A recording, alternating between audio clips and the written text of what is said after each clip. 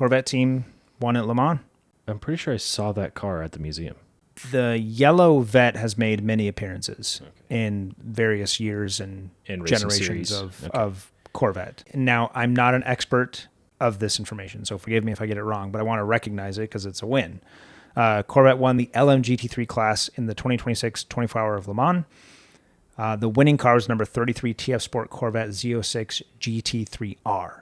It was driven by 3 drivers, and from what I understand, the 3 drivers have to drive a minimum of 6 hours each, and they have to be from 3 different classes. Essentially, that's how it is. They have to have 3 different skill levels of drivers.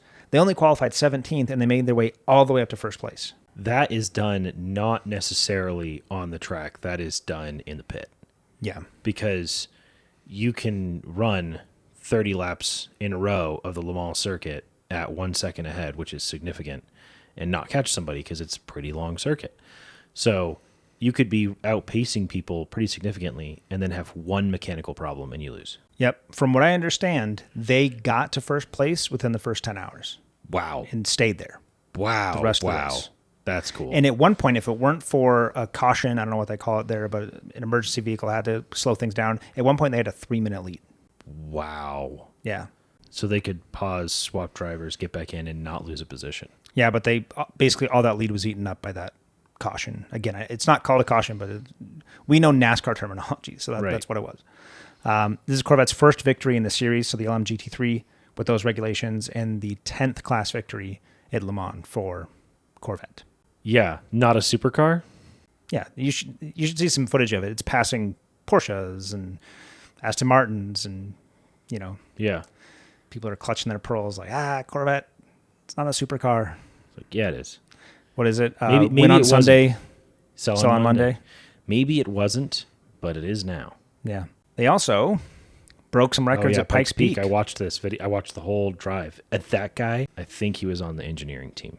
But yes, watching this, you know how many curves on Pikes Peak have no guardrails? Scary.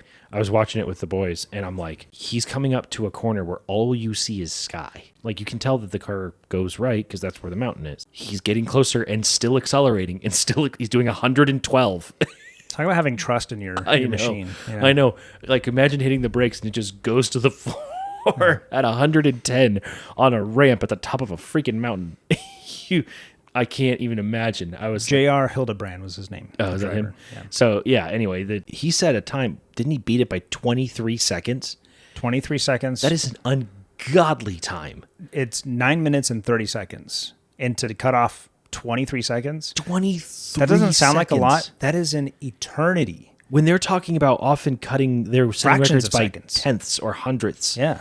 And then they just came in and kicked everybody's teeth in. What really helped is the hybrid system. Absolutely. Wasn't it a hybrid class that they set the record in? They did, yeah. And I'm sure helped with rotating the vehicle and being able to pull it around corners without having to use as much brake. But It's very cool. This blew me away. I watched it and I was like, how do you possibly get up the hill with the weight of those giant brass balls? Yeah.